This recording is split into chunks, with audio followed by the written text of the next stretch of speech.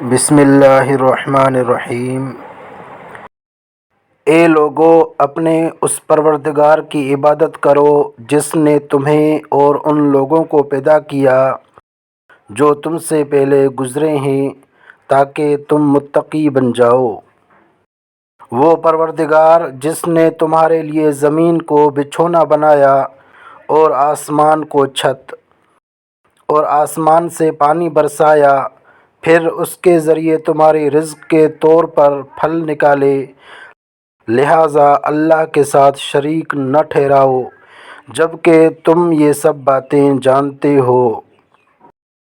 اور اگر تم اس قرآن کے بارے میں ذرا بھی شک میں ہو جو ہم نے اپنے بندے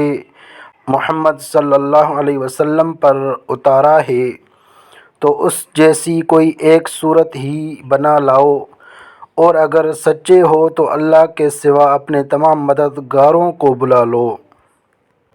پھر بھی اگر تم یہ کام نہ کر سکو، اور یقیناً کبھی نہیں کر سکو گے، تو ڈرو اس آگ سے جس کا ایندھن انسان اور پتھر ہوں گے، وہ کافروں کے لیے تیار کی گئی ہے۔ اور جو لوگ ایمان لائے ہیں اور انہوں نے نیک عمل کیے ہیں، ان کو خوشخبری دے دو کہ ان کے لیے ایسے باغات تیار ہیں جن کے نیچے نہریں بہتی ہوں گی۔ جب کبھی ان کو ان باغات میں سے کوئی پھل رزق کے طور پر دیا جائے گا